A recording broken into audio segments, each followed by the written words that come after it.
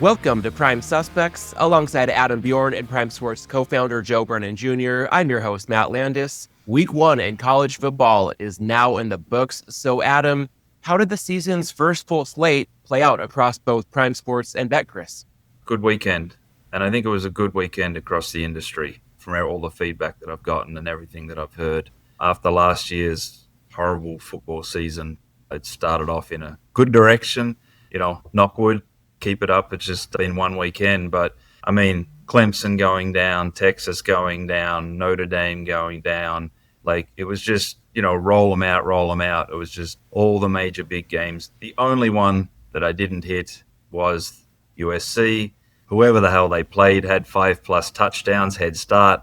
Wasn't enough. It was pretty much done by halftime. But, yeah, I mean, all the big games seem to fall the house way. And, it's just, God, I hope this is a continuation of after last year's painful season.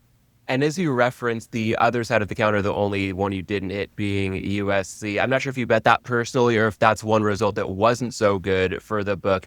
But anything noteworthy when it comes to your personal bets from this past weekend slate? Again, play of the day was Ohio State. Made that loud and clear. I think there was a Michigan game first half, the other team, plus a couple of touchdowns. The only notable bet lost was whoever the hell played USC. Again, it was all over very early. But yeah, all in all, and that result was again driven by the data that I was looking at. All the recs were on USC. All the pros were on whoever the hell they were playing. And that was, the way it showed up. But for us this week, the Masters or the pros or the Arbors or whatever you want to call them lost. And that's kind of the name of the game of what we're trying to play here with Prime and BetCris in Arizona. So, we still need more players. The actives are up. It was a good, head count and all those kind of things. It was all positive. It was literally all positive all weekend. So let's just hope it can continue on and it wasn't just a mirage for 1 week.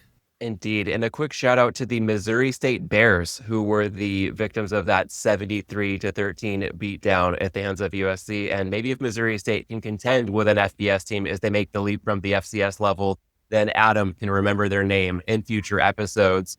Joe, want to bring you into the fold as well. Adam referenced Notre Dame's defeat, so I can guess how you're feeling coming out of week 1. Any other top takeaways from the first full college football slate of the season? Well, I think Adam pretty much captured it. It's like you had a handful of teams that were playing out of conference games against real teams. Notre Dame was playing Miami. Clemson was playing LSU. Ohio State was playing Texas. And I think it's really interesting, how do you gauge these games? And it was interesting to see it in some of the pregame commentary. And that I think it kind of highlights the challenge for handicapping college football right now. It's like when it comes to big program on big program, because of the nature with the transfer portal and everything, I think it's going to be an arms race to see how people can really start to discipline and rationalize their models around this. And I just don't, at this point, I don't see enough products that are at least publicly available as far as the data and being able to do bottom up with these guys when, some of these teams are turning over more than half of their roster every year to graduation and transfer portal. So how do you evaluate big teams that are going to be playing against each other? But then again, what do you say about teams that are going out and playing? The other half of this is what Adam was saying. It was one of his bets of the week and he couldn't even name the school that USC was playing. And it's a fucking disgrace. Bleep that one out. When you see teams that are going to move up in the rankings, like Penn State played, I don't know, some community college. You see all these schools, they're playing their out of conference stuff and they're playing against schools that it's a disgrace that, I get it. And we know why they're doing it. It's a tune-up game. It's basically a glorified practice. The other school, what they get is a big check and some exposure. And then every once in a while, you're praying for that Appalachian State versus Michigan. Shout out to my brother, the Michigan fan on that one. But, it really does make, because there's so many parallel games going on here. Now you got people talking about the favorite to win the national championship. Favorite to win the national championship after 1.25 weeks of college football, most of which is played by Goliaths kicking the shit out of Davids, and only a couple of games that are really, strength on strength type programs from, a rec environment. I don't know. It's like, how do you start to judge this one as they start to move into their conference schedules? But then when you start looking at these early games, it is an interesting indicator. Some of the Notre Dame was predicted to be like one of the top 4 teams in the country. And, they came back and they made a show of it. But yet again, they got another rent quarterback, and you see how that affects them. Miami, congratulations to them. You know who I'm happy for in all this is our buddy Spanky. So he has a daughter who's a freshman at the University of Miami and a son who is a junior at the University of Notre Dame. So at least Spanky came out well in that game. And Joe, sticking with the NCAA, it's been reported that they've partnered with Venmo to curtail online harassment of student athletes. And this is an issue you've called out several times on this show. So with that, give us your quick take on this new measure, including how much substance you think it packs alongside the very clear symbolism. I mean, it's a good first step because it's more in the direction of where the problem actually lies, which is social media. Now, I do not understand Venmo. Why would I want anybody knowing what my financial transactions were going to be online? I don't know. But, it's a good first step. I hope you see more steps like this. I think it's more important that the NCAA develop corrective partnerships with Instagram, with TikTok, Facebook, people like that, where most of this stuff is occurring. Most of the commentary is occurring. Twitter as well. But, you can't build Rome in a day, I guess. All right. And shifting gears, guys, with so much media, analyst, and regulator attention, as well as attention on this show going to prediction markets and sweepstakes in recent months, DFS seems to be flying under the radar, at least relatively speaking. So let's go ahead and shine a light on it this week. Adam, leading off with you. A few days ago, FanDuel announced the launch of FanDuel Picks, its new prop-style DFS game. The game is launched in 17 states, which almost perfectly aligns with the states where FanDuel isn't offering sports betting. As an operator yourself, what do you think of the strategy to offer DFS games as a proxy for sports betting? Again, it's eyeballs on your product. Fantasy sports was the Trojan horse to sports betting, which is the Trojan horse to iGaming, and it's just building databases. Sweepstakes companies, they're building databases, well, maybe trying to make a little bit of money that they can sell in these states when they go live for iGaming, sports betting, stuff like that. It's the same with their moves into the prediction markets. It's just more verticals. They're trying to capture as many players as they can in whichever states they can that falls within the loopholes or the laws or the regulations, legislations, or any of those kind of things, that they can do this and continue to build their business. The idea is to have as many players playing actively on a daily basis across wherever your platform lives. And if that means going into these states this way, because ultimately they're building a database that then they can churn into sports betting, iGaming, and whatever else comes down the road, why not? I saw another one with, I guess, Underdog and Crypto.com going into something now. Like, it's probably something that we're not doing very well, is having big boy conversations of what else should we be doing, what else can we do, and where else should we be looking, and what potential partnerships and that are out there. So we're open for all conversations. Anybody out there looking for a good partner on something? We have great models, great numbers. Pitch. But yeah, I mean, it's inevitable. I mean, with the lay of the land right now, it's just go do whatever you want to do, because as long as you're getting in the bets, as long as you're getting volume, which then hopefully turns into hold, which means you make money, the cost of doing business in the sports betting world, in state-regulated sports betting world, is kind of untenable. And why not go and do it where there is no oversight, there's no increased expenses and all those kind of things, because it's really hard business to do it as a state-regulated sportsbook or iGaming operation. And Joe, FanDuel Picks is launching as a peer-to-peer game, while this past week also saw Prize Picks make news by announcing it was abandoning the Against the House model. This comes just a couple months after Underdog also abandoned its Against the House model in California. Where do you see DFS as a category right now after a pretty turbulent past 10 years or so? I don't think that the problem was being against the house. The problem is that they took what was the exemption under the 2006 Unlawful Gambling Enforcement Act, which created that definition of this is what a fantasy game is versus it's what a sports bet is. And then they just blew past that, and they said, well, we're going to say it's fantasy, but we're not going to adhere to those definitions, right? We're not going to adhere to those standards. And just nobody ever really called them out on it until now. So they've more or less been a prop parlay machine straight up for better than 5 years. So, and you know what? I guess since reportedly Prize Picks is on the market for $2 billion, I guess breaking the rules in the end didn't really come back to haunt them. They seem like they're going to get rewarded for it. But I don't think the peer-to-peer versus the house is really the problem that they have. Now, the problem that they have is now they're not the only gray market onshore game in town. They have predictions and all that. I mean, inevitably, DFS is going to slide. Since the DFS Plus guys, because they really pushed the envelope and made it purely about player props and not fantasy props, not fantasy scores, they more or less created the prop market and the SGP market for FanDuel, DraftKings, and everybody else. Like, the reason why the U.S. is such a successful betting market when it comes to props is solely because of our fantasy sports culture. That's the way players approach the game. It's the way media approaches the game.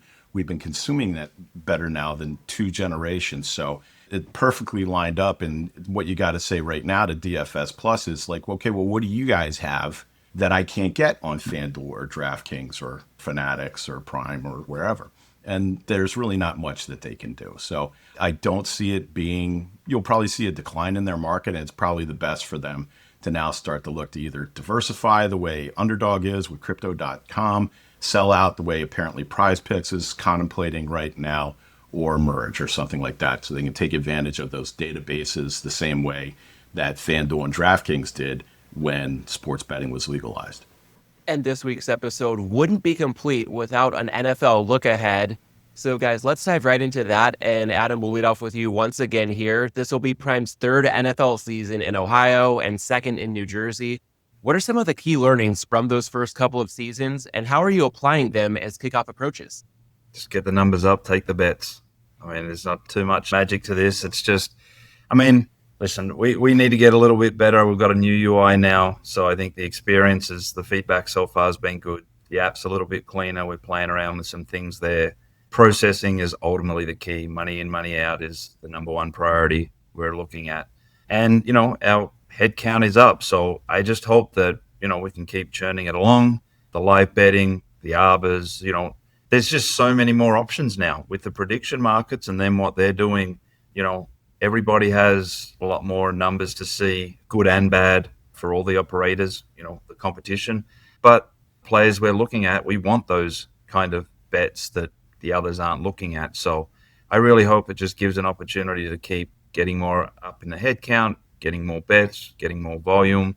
And from what I can see this year, it feels like pretty comparable across the league. And I think, every week there's going to be some upsets, and I don't see any standout teams or anything of that nature. So I think it's really going to be a good season. And I just hope that the gambling gods give it to the bookies this year after taking it from them last year. And we just have a season that really boosts us and leads us into the coming years. And to that end, the AGA just released new numbers projecting more than $30 billion will be bet at regulated U.S. sportsbooks this NFL season, marking an 8.5% year-over-year increase. So as betting popularity continues to grow at a macro level, how do you expect to see that affect action coming in to Prime Sports and BetCris? Well, I think it just grows. And I think seeing that number and knowing what I know, it's still possibly dollar for dollar, if not $2 unregulated to $1 regulated. So, if that's the number that they're quite happy to sit on, that 30 billion, I'll raise them another 30, maybe 60 that they're not seeing. And again, we're here to try and regulate the unregulated. That's the conversations we're having with the regulators. And it's even a better conversation now because we don't have to say we're going after the offshore business. We're going after the sweeps business. We're going after the prediction markets. Then it's just for the states to protect the businesses that fall within their scope and their regulation to try and compete in that market. So, for me, the conversations that we're having is, here, AGA's come out, and we all know the AGA's not worth the whatever. But to just pin a number of 30 billion and truly not understand what the American market is that they see and don't see, and they've been pulling numbers out of their ass for a very long time, it's a good jump. And I see a very bright future for those that are playing by the rules and trying to push forward, as long as they just don't keep raising those taxes and making it harder to operate. Joe, I'm tempted but afraid to ask you to finish Adam's sentence. The AGA is not worth whatever the ... But in more seriousness, what do you expect to see happen this coming season, both on the gridiron itself as well as across the sports betting ecosystem, as that $30 billion gets wagered? I expect to continue to see that we're going to get harsh treatment from the media, and that the industry doing what it's supposed to do, which is expand the regulated market, police it as well. And we're, the guardians of integrity here, that in doing that, it's like no good deed will go unpunished. So, whether it's the Cleveland Guardians bullpen or Jonte Porter or things like that, I think really the issue here is like, okay, 30 billion, 50 billion, whatever it may be, is the market optimal right now? And to Adam's point, like, you can't just blame the boogeymen in Costa Rica anymore for this stuff, or the crypto shacks that are coming out of Australia. We have our own internal gray markets, and you just, for somebody who, when I first approached this, like, it wasn't just giving New Jersey and their casino industry a leg up. It was in being more realistic about the integrity of the game.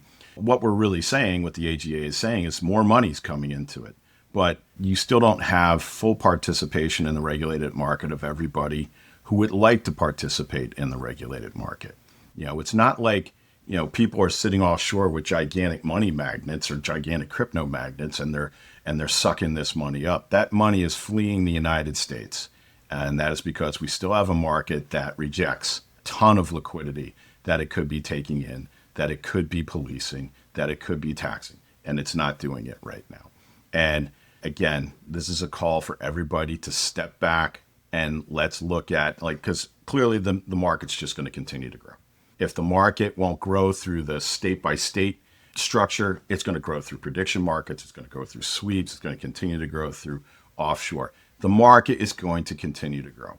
Instead of us, the moralistic hand-wringing that you see of people who have very light data, but very big ideas and accusations that they want to make about the regulated industry, the problem is that we don't have enough of the regulated industry. And that's the thing that I'm going to be most concerned about as we see, this NFL and this college football season is what's going to happen, and will media, will government, will regulators finally get it that they have to push the doors open wider, not restrict it. All right. Well, last week, I feel like I was grasping at straws to try to wrap us up on a positive note. This week, I think something a bit more substantive. I'll call a quick audible, you guys, and ask, as we record this 2 days before the season kicks off, who do you have in the Super Bowl representing each conference? And at the end of the day, who is your prediction to hoist the Lombardi Trophy?